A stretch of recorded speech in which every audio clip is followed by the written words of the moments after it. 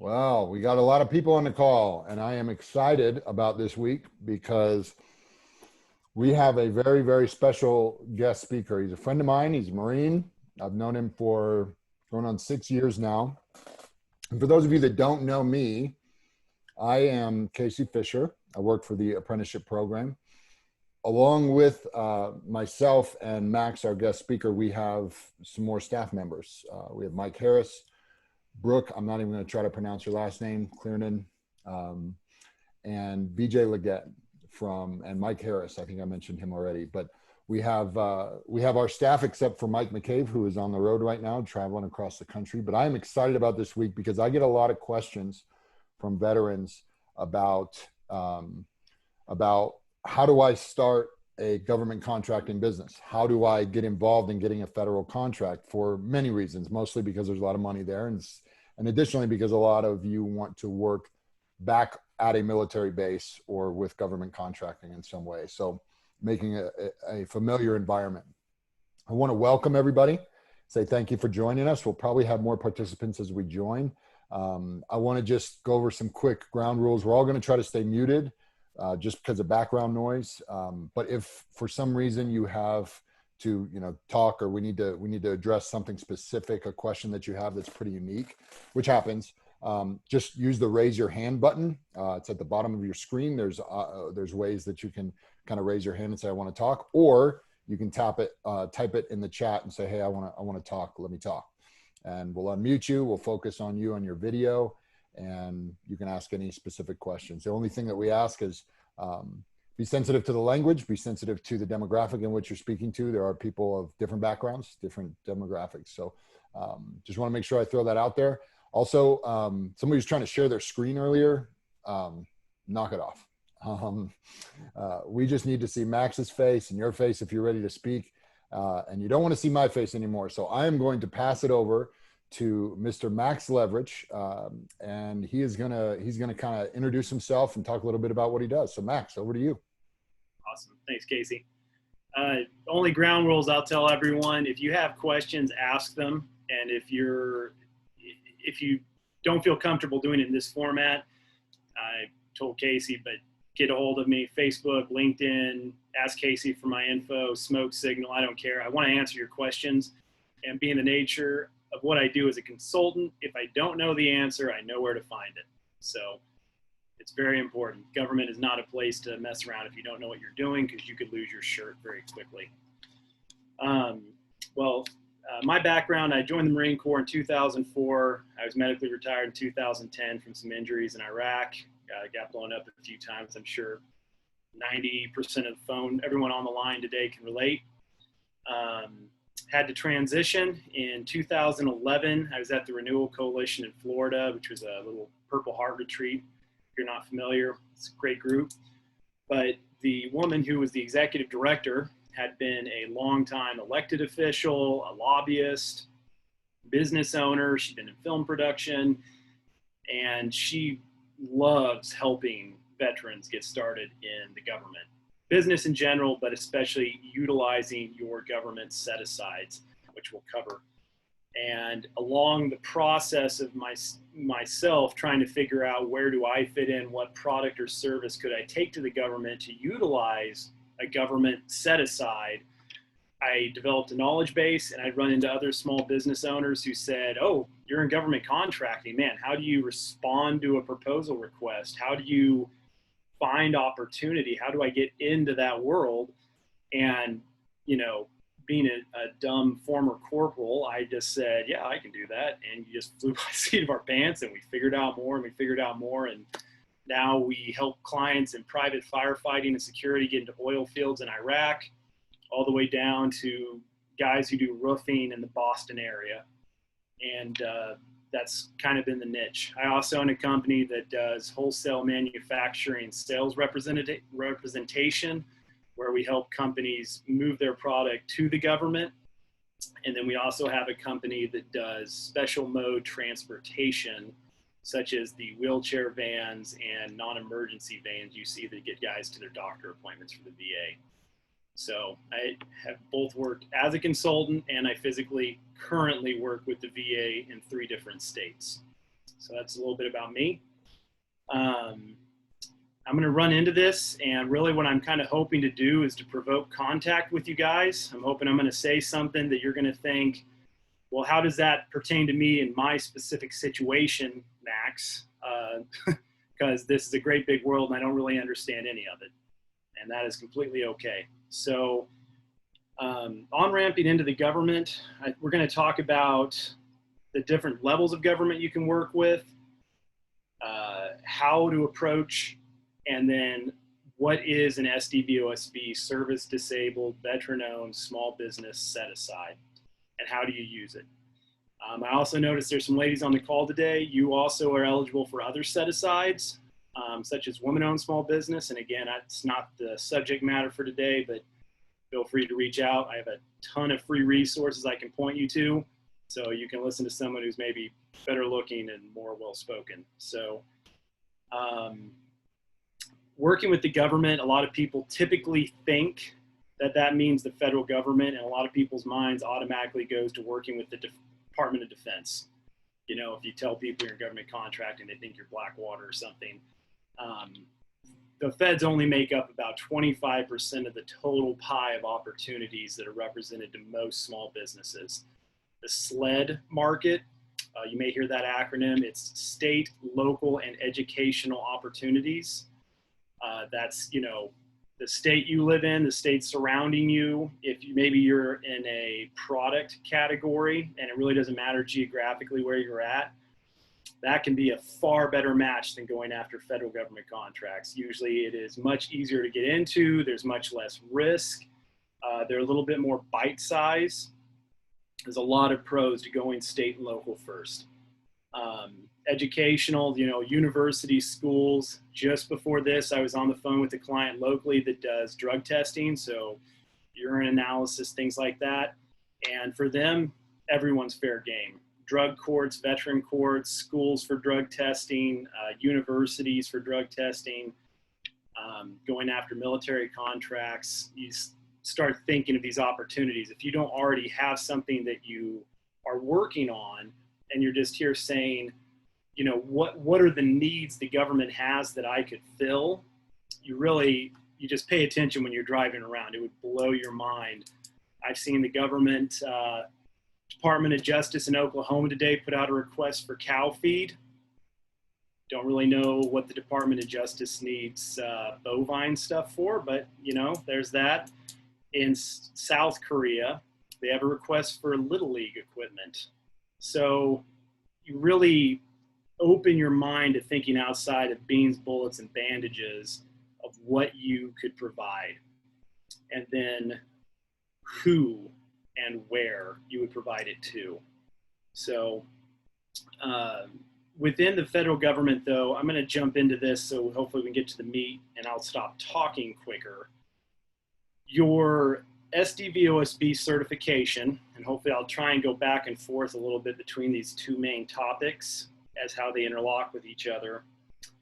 The SDVOSB certification, service disabled, veteran-owned, small business, is really, this painting in broad strokes, is really only good with the VA. The vast majority of the government as a whole does not do set-asides for veteran-owned small business. Women-owned small business is the most highly awarded small business set-aside. So, and I guess I should take a step further. In the government, you have the general bid world of them putting out requests for proposals.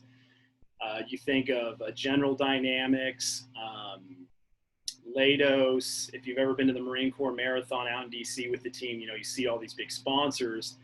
You're not competing with them. You never will until you get to a very significant size in your business, and I hope you do, but it's going to take some work and a lot of time. I think Boeing's been around for over 100 years, so hang on. What you're going for is a small business arena where you're not competing with the capabilities, reach, and production of those monsters because you're just not going to do it. So you want to look when you go in there and say, where is a small guy like me or me and my small team going to compete? Small business automatically excludes companies that have created too much dollar amount according to a North American Industry Classification Code, NAICS. You have a 6-digit identifier for what you do and the dollar amount that's attached to that. So for what I do in special mode, I think the last time I checked, it was something like 15 or 25 million averaged over 3 years. Until I reach that, I am a small business in that NAICS, which means people that do what I do, but they're bigger than that, they can't compete with me. So that's one set aside. So you're getting a little bit more narrow, a little bit less competition. Well, within that, what you're trying to get these other set asides today, being SDVOSB, is you're trying to find where can I utilize this cert that I am eligible to gain to edge out even more competition. And that's where the VA kicks in. I'm not saying other people don't have it. I'm not saying I can't show you how to help get into the solicitation process and what's called the pre-solicitation phase and shape something to your benefit. But you pretty much need to think in terms of VA, SDVOSB. So how do you get there? With that, you have to become certified to get your SDVOSB through a more or less third party. It's the government using outside contractors. And you can go through the Center for Verification and Evaluation or the Small Business Administration. For the VA, you have to do CVE, the first one. It is lengthy, but it is free. And every part of this process is, as you're going into this and you want to get registered to do business with the government, you're going to see a lot of search engine trash that's going to say, register here, it's $600, pay $1,200 to get registered here. That's bogus. You 100% free. You need to get a DUNS number. You need to get registered in sam.gov, and then you search for opportunities in beta.sam.gov. And again, I can provide all this information for anybody that wants it. All of that is free. Once you're in there, then you can go to the CVE Vendor Information Pages portal and register to be a certified SDVOSB business owner. And then from there, that's where we get into the actual solicitations. Now, Casey, I feel like I'm going to start droning here. So do you have any questions at this point to give me some context? Yeah, no, thank you. So one of the things that I want you to kind of pinpoint right now. So you've addressed the acronyms and the steps, and it's all free, lengthy, but it's free, and it just takes the effort and time.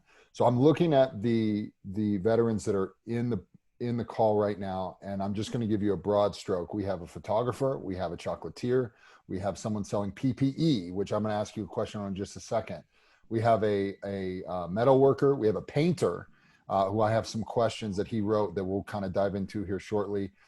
We also have a barbecue caterer, and this is just the tip of what's in here. So for somebody that kind of fits in those categories, I'm going to save the PPE question for the second one. So the first one is, you got somebody that maybe wants to get in with the government that's selling food or is painting. What tangibly, I mean, and they have no idea. So they've registered, they go through that process. What would be the next things? They become eligible. What makes them more attractive to the government in winning these bids other than price? Sure. So it's good you touched on price. That's LPTA, lowest price technically acceptable, is kind of the standard that anyone who's done government contracting is used to. Whoever gets the lowest price historically, they use that to trump anything else. That being said, the government is really trying to move away from that. And again, if you can find a way to participate in a set aside, you move away from price even more, because the government's realized, I'm not going to get lowest cost and small business in the same bundle. Small business has to cost more to cover its overhead. So to attach that, you need to find, where am I able to bid that I'm not going to have to go lowest price. And also keeping in mind, the government is they are very risk averse. They want low risk. So if you don't present yourself as being stable financially, in your ethics, because sometimes they do request references for other companies you've worked with professionally. Inside the government, they have a program that tracks these things. Then they're also not going to want to do business with you. So what I've always told people, the government doesn't want you, they do not want to be your first client. So they're going to want to see some background or past performance out in the commercial world that, one, establishes the prices you're providing them are fair and reasonable with other people. And secondly, that you can actually do what you say you're going to do. Typically, the government does assign a neutral rating if you're a new bidder coming into the space and you've never done anything before, you have no background with the federal, state, municipality. It's either good, neutral, or bad. We'll simplify it like that. If you're new, they don't put you in bad, they put you in neutral, which can be to your advantage if you've ever done shoddy work. At least you're not going negative. But you got to keep in mind, if all other things are equal, do you really want that to be what separates you? So going out and getting small wins right at home is wonderful. They don't have to be even big wins, just, catering for a church event if you're in barbecue, hopefully one that pays. Even if it's not much, you need to be able to show that someone was willing to exchange dollars for your services. Or a chocolatier doing a special event where you subbed under someone else for the dessert cart. I don't remember some of the other ones on here, but hopefully you're tracking what I'm saying there. Get a couple wins under your belt, develop some financials. And I guess as a side note, because I had this come up recently with another client, show profit on your taxes every year. It's really easy as small business to say, I don't want to pay taxes. I'm going to use every single tax write-off. I don't care if I show negative. I'm writing off the square footage of my home, whatever. And you made money and you're not doing anything illegal by showing that negative. But the government is also, and banks do the same when you need capital. They want to know that you created profit, and they don't care if you're just trying to be smooth using write-offs. You need to show profit. Yeah, well said. I think that's part of this question is the request or the idea that I want to start a business and immediately, first client, first batch in, I want to start getting contracts. So what you're saying is these municipalities, these governments, these agencies are looking at your financials. Do you have a track record of success? Are you making money? Have you ever sold this product before? Have you ever, sold a piece of barbecue meat before? Have you ever sold any PPE before? So what the advice, it sounds like you're saying, is go in the marketplace, go in the open marketplace and make something happen. Even if it's small, just start small. Yep. Okay. That's great. And I think you answered the question. I mean, it sounds like their food suppliers are always needed by government agencies. So that is definitely something. Now, I know this is kind of a popular hot trend right now, but PPE, we have a service member that's done quite well. He's done a few contracts here and there. And I won't say much more, but what kind of advice do you have for somebody that has access to manufacturers in different parts of the world and even locally in the US, that can compete with the massive amount of people that are trying to get these bids for, say, a school district? Sure. So that if in a school district, and I had this down in my notes, check at the state and city level that you're at and see what kind of benefit it has for whatever socioeconomic set aside you might fit into. If it's woman-owned, veteran-owned, disabled veteran-owned, Native American.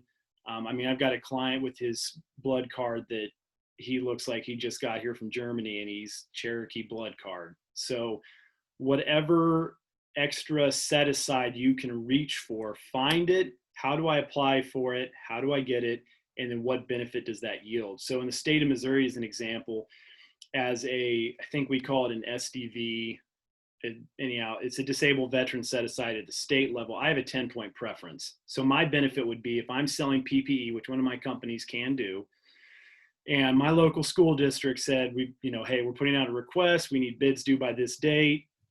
I would go in and I would, fill it out, make sure you're comprehensive and responsive, meaning all the T's are crossed, I's are dotted, and you've done everything the way they asked, proper submission. Oh, and here's my small business set aside. I would get a 10-point preference. So if it means it came to me and another guy being the lead bid, if he is 9 points cheaper than me, I show up as 1% cheaper than him because of that 10-point preference. So I win and I get the 9% margin on top of it. If Oh, that that's makes fascinating. Yeah, no, I didn't realize that that's the way it was. That's an interesting concept, and that I think should encourage all of us that it's not just dollar bills. It's merit based. It's performance based. Product quality, customer service, efficiency, et cetera, which are all things that hopefully we've honed and continue to grow in our businesses, even on a smaller level. and Um, the details matter, guys. I had a client I went to do the bid opening for. It was a municipality level award. It was him versus three big uh, national tree companies. And we've helped this guy go from him and a chainsaw to 4 full-time crews. I mean, he's got a chipper that can take a 2-foot oak tree in it. It's amazing. And he had a bid turned in. He missed a signature. And it means my team missed that he missed a signature. But because I showed up to the bid opening, no one else did. The people from that city looked at us and said, "Can you get a signature?" And I said, "Well, I have the power of attorney to sign for my client," signed for him on the spot. They got a lower price bid with a quality guy they've worked with before. And because we were there, we ended up crossing those last T's. That was the difference between him winning and losing, what turned into a $600,000 award. wow, wow, good grief. Yeah. So dot your I's, cross your T's, pay attention. Yep. Surround yourself with good people, all basic business principles. So I have a question that's a little more specific, and I'm going to pull it up. So I'm going to read it. My problem is, how do I see the specifications, the specifications and drawings when I am in SAMS, SAMS? Got it. SAM.gov, which is now beta.sam.gov. One, I'm not a fan of it. They revamped that last fall. Used to, it was fbo.gov, and it was a little bit more user friendly. I say marginally. I'm going to throw out one, govtribe.com. Govtribe.com. You get a certain amount of free functionality, and then they want you to pay $40 a month. That's one of the tools my team uses.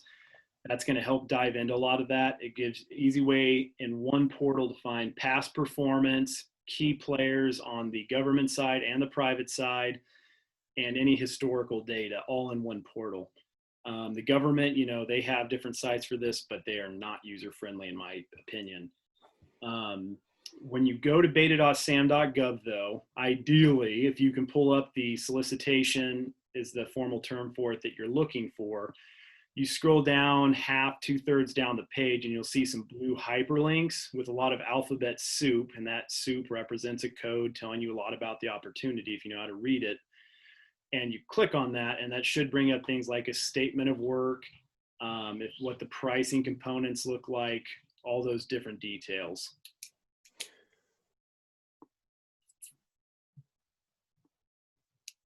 I can't hear you, Casey. There we go. There you go. All right. I think that answered the question. If not, TJ, just go ahead and type it in again. Type any follow-up to that. I did have another question. This one is more about personal information. So I fear my disability rating being affected by my request for SDVOSB certs. How much personal information is used versus business information in the certification request? I'm not sure if I completely understand what the end result of that question is supposed to be, but essentially to establish your eligibility to be an SDVOSB, used to, you had to be a 30% disabled, service-connected disabled veteran. I think now, and someone can correct me if you know better, but I think as of the Trump administration, they changed that to a 0% rating. So I believe if you have a 0%, but you're in the VA system, you can still claim that. If you're not sure, be safe, get 30. I mean, I'm sure you've got something that'll get you there. And there's tons of people to help with that. Once you're in, they don't need anything more than the documentation from the VA showing proof that you're disabled. And I think you have to do a DD-214 as well. Pretty common information. After that, they're going to get into things like the company's finances, tax. They want 3 tax years. If you don't have it, anything that you don't have that's requested, because the VA allows for startups, you just write what's called a detailed letter of explanation. So you put a company letterhead, takes 3 seconds, and then put, to whom it may concern, we don't have 2018, 2019 taxes because we didn't exist, and submit it. Other than that, you're going to have your operations agreement, your articles of organization with the state, and you're going to have to show that you are in unilateral control with no outside influence over that decision-making process by you, the veteran. So you can have partners, you can have minority owners, but you have to show in that operations agreement, in no uncertain terms, no gray area, you have control and no one can take it away from you. Mm. I have a partner in Kansas City in our transportation business. He has over 200 employees and 140 vans just in this Kansas City office. And he's 40% owner of our company, and he had to sign off on all this for us to do business with the VA.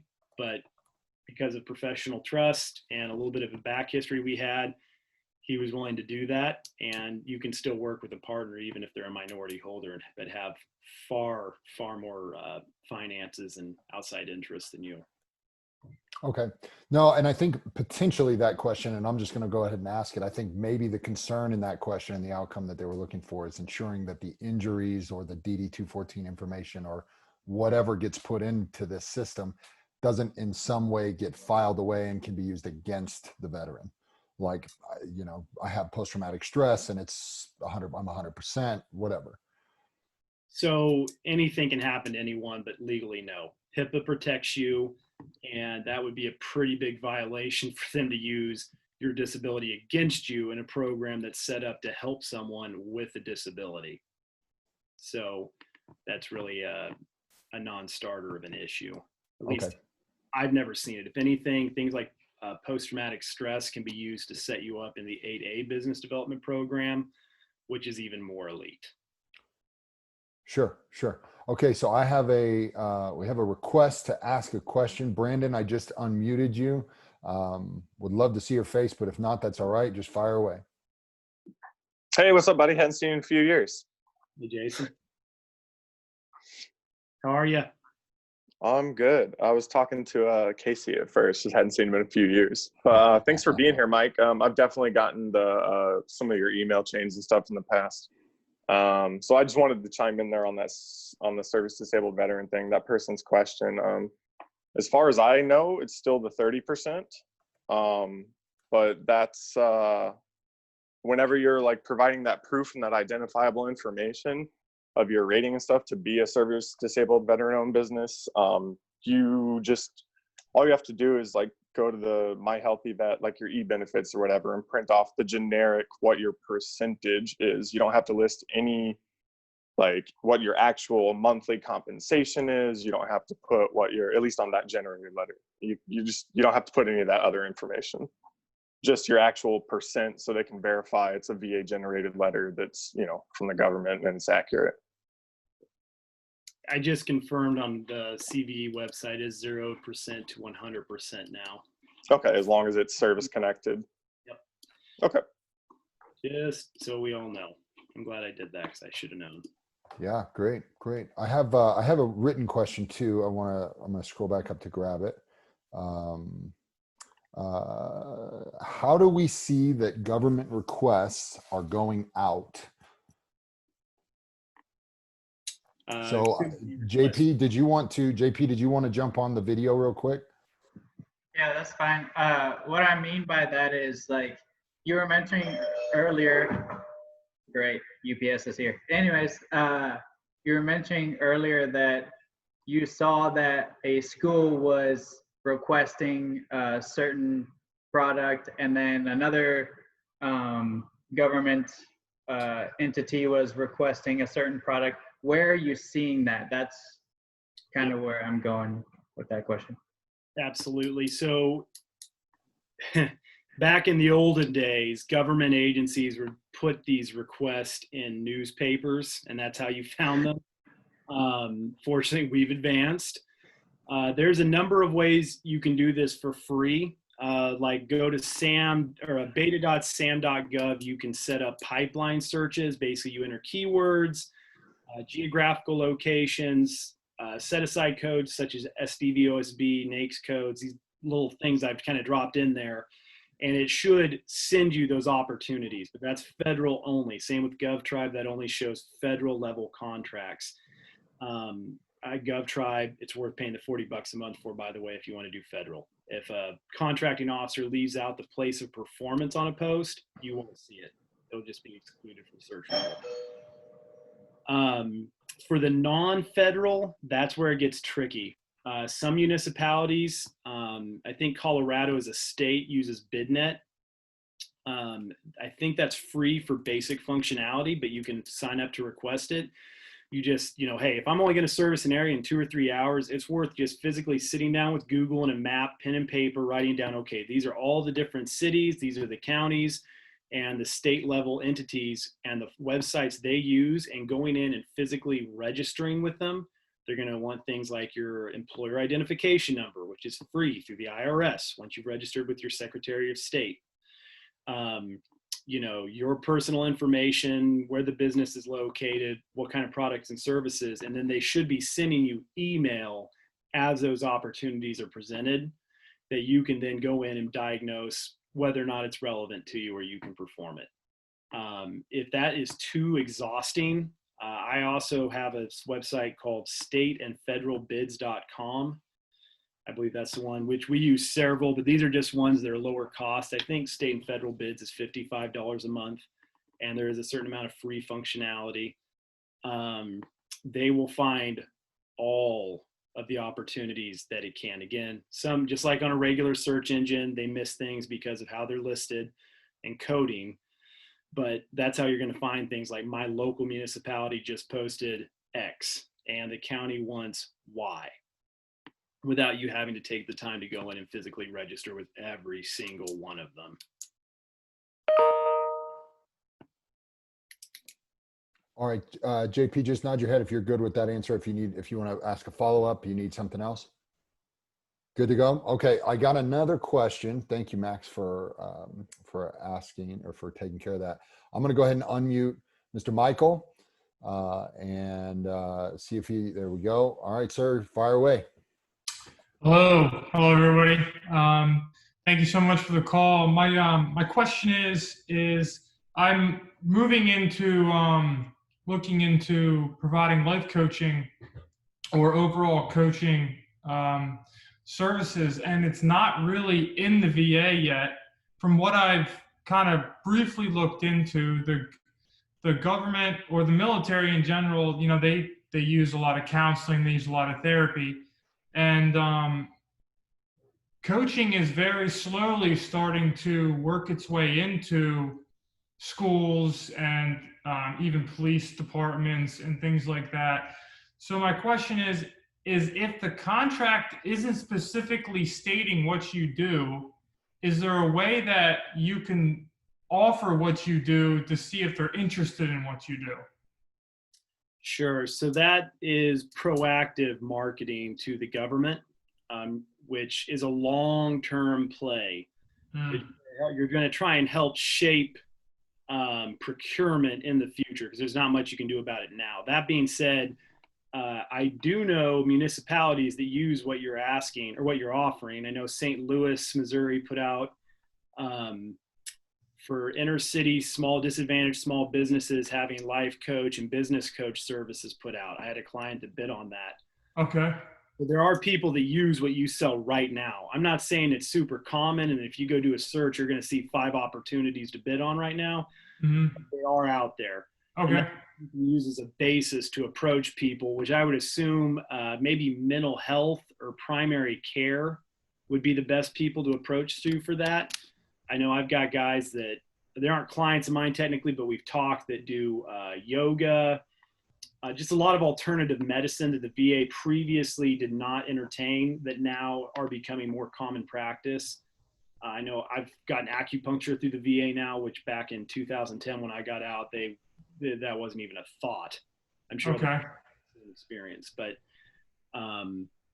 if you keep your eye out, keep looking at beta.sam.gov for opportunities. But in the meantime, just start by going and trying to have conversations with people, which I realize with COVID is a lot more difficult because I like being in person. Let them see my face, let me wear them down. The squeaky wheel gets oiled.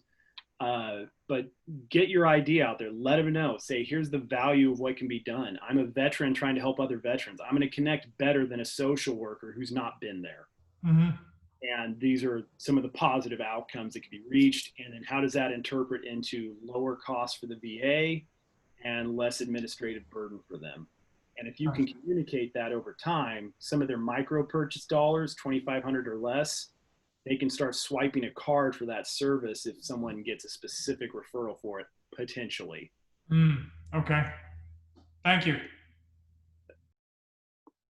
No, that was really good, Max. Thank you.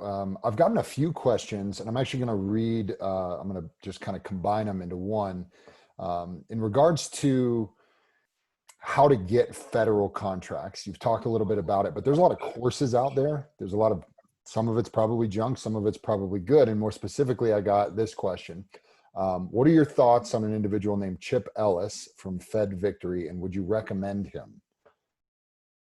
Chip sounds like a great guy, but I don't know him, so I can't really speak intelligently. The thing is, there are dozens of people out there like Chip, like me. He may have great perspective. I don't know. He may have worked for Northrop Grumman for 30 years, and now he's turning around and working small businesses. I met a bunch of consultants like that. Some pretty safe bets, and this is free. Go to Small Gov. My website's SmallGovCon for government contracting, but go. He's a lawyer out of Lawrence, Kansas. I was just giving him a referral to Co-Prince Law. They have a website. They have podcasts, videos. These are lawyers that they're a boutique law firm, 8 of them. All they do is government contracting. And they are just a no BS group of people. They're going to tell you, look, this was free. You shouldn't spend money on it. If you do, this is the range you should be expecting. And that's what I could tell you. Also, PTAC is a government funded program through the DoD, approved by Congress, ran through local universities, if you're not familiar. Some of these PTAC agents are junk.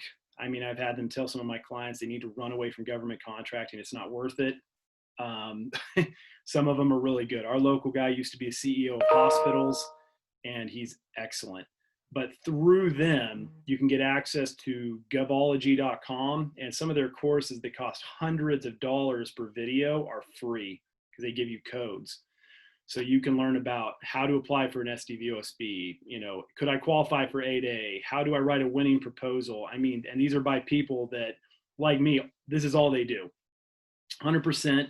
And you're getting that training for free at your convenience with take-home material. Fantastic. I'm gonna put this guy on the spot, John. I'm gonna unmute you, and I want you to ask some questions. You have a lot of detail. I love this guy's write-ups, guys. If you can write to me like this guy writes to me, I love you. I love reading about what's going on and the details. So, John, I'm gonna turn it over to you. You had some specific subcontractor questions. Yeah, so like I use subcontractors to do the painting, and that's standard in my state. Like 95% of painters do that, and I'm assuming the vast majority of them have questionable labor, like not being citizens. And so I don't ask questions because they're an LLC, they have their own insurance, and that's good with me because that's all I require, just like what any other business I work with. So how does that work when you're getting into federal contracting, when you don't have employees providing the things, they haven't been vetted or anything like that? Do I need to switch over to an employee model or just make sure that their ducks are in a row? So it depends on the language and the specific contract that you're after. I would say more often than not, because I do have clients that they use legal immigrant labor, documented legal immigrant labor, and people that just go with 100% American citizens. You're going to have to get very familiar with E-Verify, which is where you go in, you input people's information to make sure they're legally allowed to work in the United States. Some government contracts, depending on the dollar amount, are going to require that just you as a prime contractor and your team are in the E-Verify database and legal. Some are going to require that you deep dive into your subs and how their people are. And some of them are just going to require that you make a simple attestation that I have asked, they told me they're legal, that's all I'm accountable to. So it's going to go on a case-by-case situation. And in your situation, I'm sure by going to people who are 100% above board is going to raise your costs substantially. It's probably better to operate on a case by case rather than changing your entire model and raising your rates and potentially losing some of your outside clients over it. Okay. And that I was the one that asked the question about the chip guy. And when I went to his course, it was put on by SCORE, but it was basically an upsell for his own business, but it was very educational. He was saying initially stay away from bidding on contracts just because they are so complex. And so he was talking about going after no bid federal contracting. So like when it's under a certain dollar amount, something like 80 or 100,000, they don't even bid the job. So his whole focus was on, you basically go to sam.gov or whatever you do, and you look out who is soliciting the bids in your area, in your industry, and you form relationships with them just to get your name out there so they know your face. And you basically show up, and they, once you have that relationship, they just hand you the smaller ones just to get you going, type of thing. So that it's hard to not make a blanket statement here, but usually that's BS. Unless you're in the 8A Small Business Development Program, which as a disabled veteran, you can go under its sister called the Mentor Protege Program, which is also run by the SBA. You are eligible for potential sole source set aside, meaning as long as you can prove competence and price reasonability, because of your disadvantaged status, a government agency can do a justification and approval process and award you the contract without fair and open competition. I know it's a mouthful, but I have to say this so you guys, I don't want to give you a bad picture. As far as SDVOSBs go, legally, with everything that's implied here, I've never seen someone get just handed a contract because they're an SDVOSB. Now, I'd take as an example my transportation company in my hometown, Springfield, Missouri. I am the only SDVOSB that provides that service. So when I went to the VA through Mobility Management, which runs that, I said, hey, how do you guys favor the set aside, because you're supposed to, for SDVOSB versus the competition? And they're like, oh, we take that very seriously in this region. I'm like, okay, well, put me in. Well, we got 100% of the rides from my local VA with no competition. And I got to charge 10 to 20% more on my rates than I did commercially. But again, that wasn't just a guaranteed set aside. If another veteran came in and he wanted to undercut me at the knees, all that goes out the window. So there's no just simple, here you go, you get the big contract, no competition, no bid. Anytime someone says that, there's usually a couple stipulations that maybe you didn't see, like they had that set aside, the government wanted to meet its requirements for giving business to that set aside, and they had no competition. It just didn't exist. It wasn't that they were just given it, if that makes sense. Yeah. That's really good. And what I just heard is an opportunity. So for those of you who are looking for opportunity, that could be move to his hometown and be his competition. Competition is good for the marketplace. I don't know if you'll win because Max is highly competitive and experienced, but these are the things that I think we should all have our eyes open to and asking a lot of questions. And right now, I don't have any specific questions, although I wrote something down when you first started talking that I've always admired about you and your ability to do this. And I think we can all get better. And you just grind away every day. Networking. It's a buzzword that's been thrown around for a long time.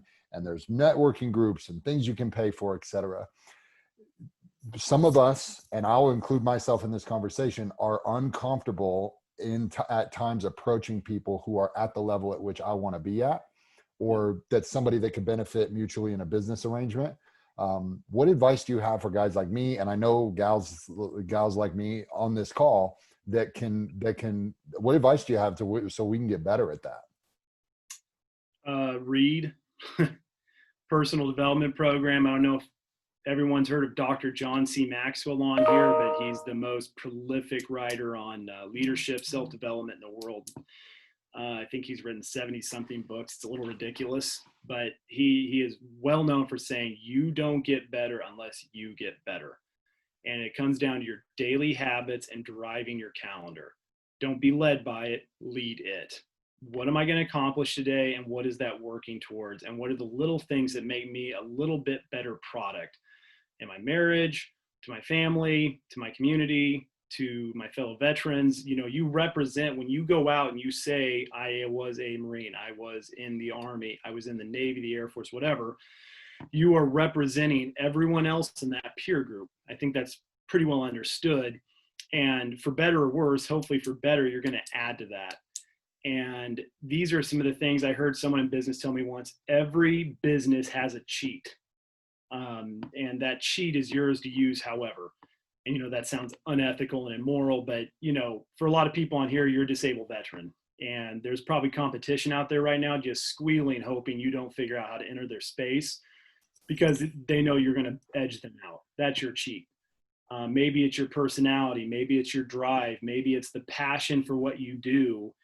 I know my sister has a successful music conservatory and she's highly educated, but she won't answer her dadgum phone to save her life. And it drives me nuts. My house could be burning down with her niece and nephews, won't answer the phone. Doesn't matter. New clients, won't answer. But she's really good at what she does. She connects well with her students. She gets into different groups. I know with the Indian community, Asian Indian community in our area, which is very strong, and the Russian community, she got in and they loved her. So she gets these huge pockets of people and they're extremely loyal.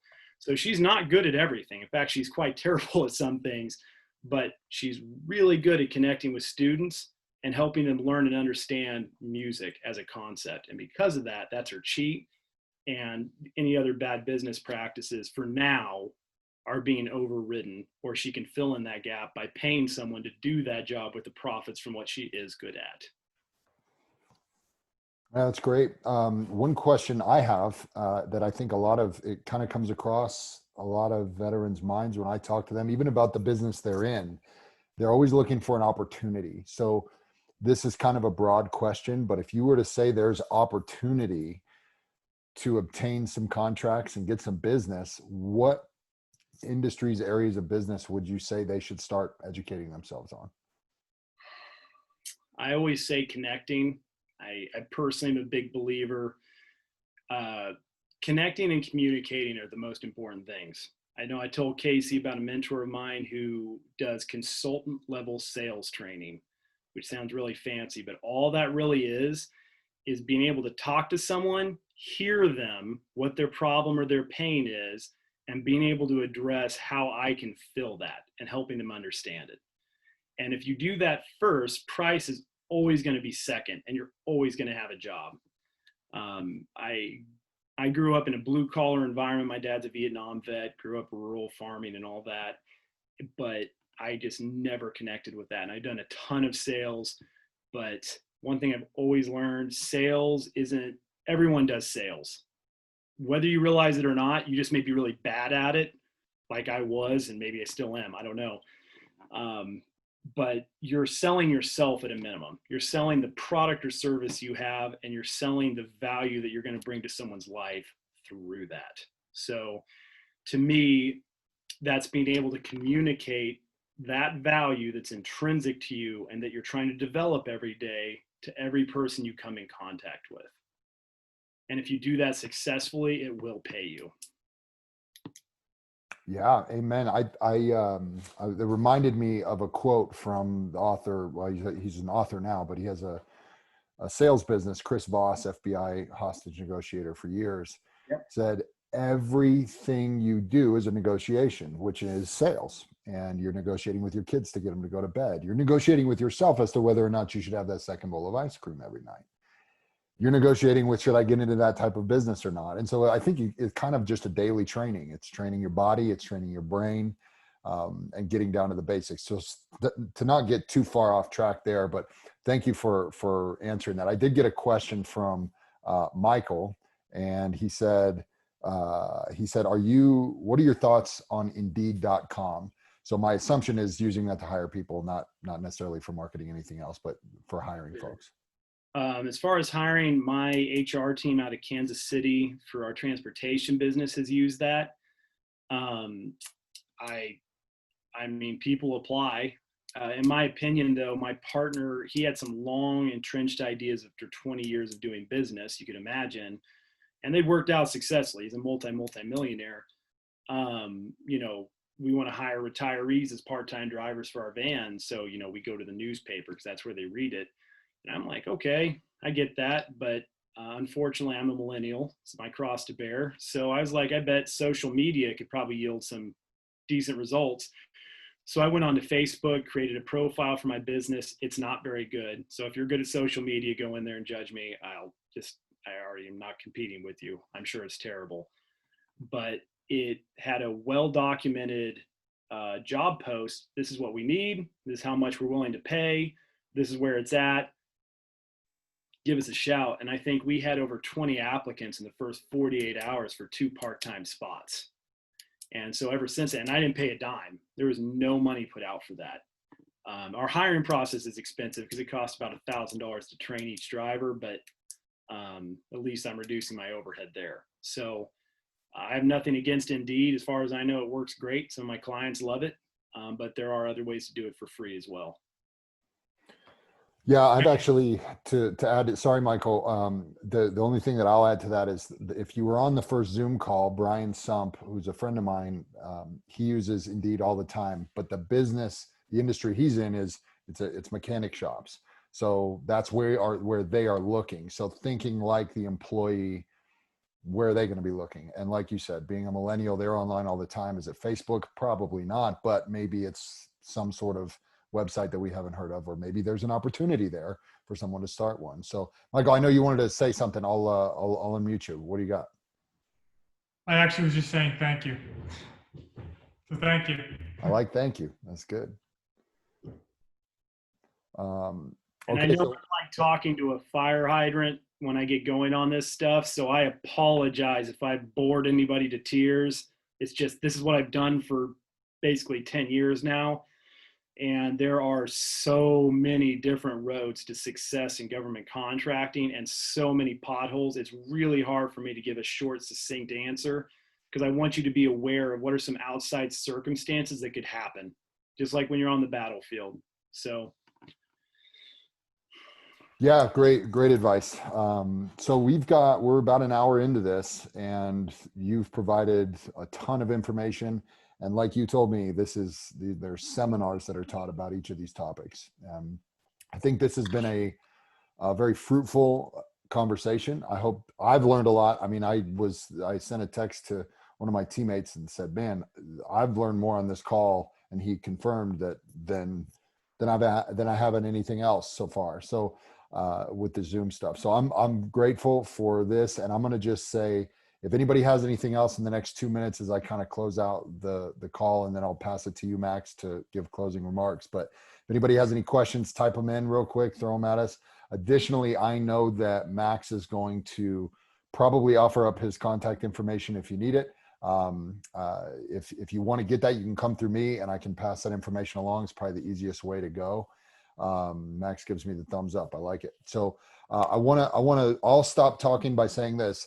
This is a great conversation. And these are the types of things that I think as business people, we should be having all day, every day with anybody who is smarter than us. Max is absolutely smarter than me.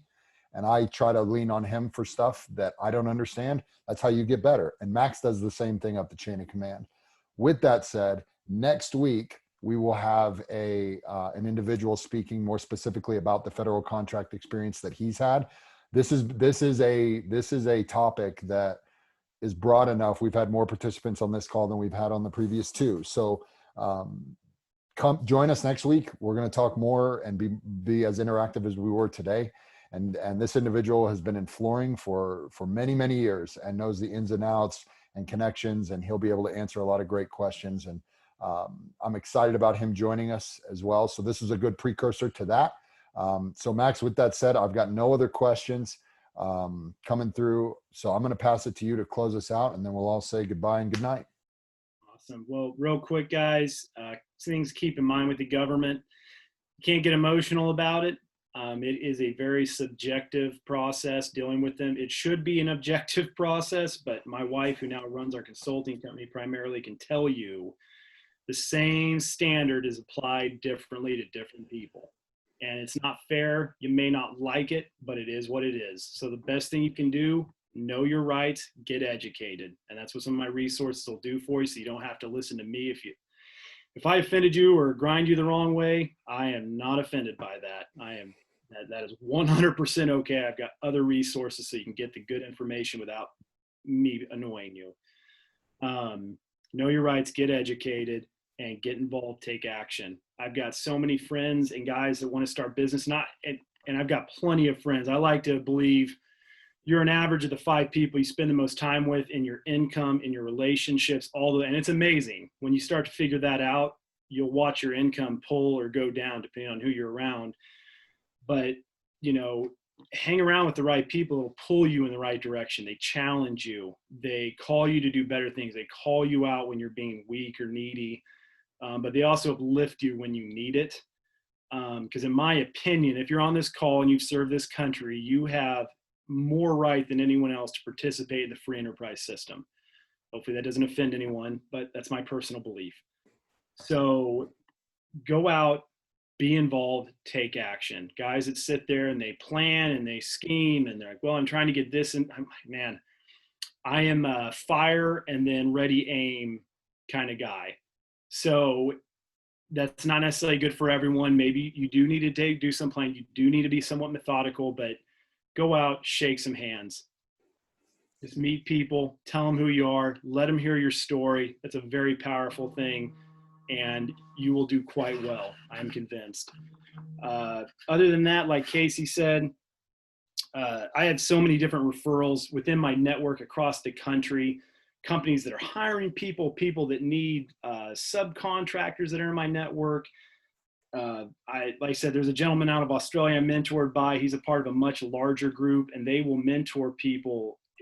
It's unreal. The guy's a billionaire, and he was British SAS in Africa during the wars there in the 70s. Just incredible people that because of what you've done for your country, they respect you, if nothing else, as a peer group, and they want you to succeed. And if I can help in any way by being a conduit, like I said, again, Max, I'm done hearing you talk. You annoy the piss out of me. Just give me the contact. Totally okay. I just want you to do well. So Casey's got all my info. I'm on social media, LinkedIn. I'm not on very often, but I get the notification. So if you reach out, I will see it. Max, thank you so much for all your insight and for taking this hour to speak with us. Guys, I hope y'all learned something. I definitely did. And like I said in the chat box, email me or your advisor to get Max's contact info. That is all for now. We will see you next week. Email to come on that. Max, great stuff, man. Thank you again. Yep, my privilege. Thanks, guys. Bye, everyone. You guys.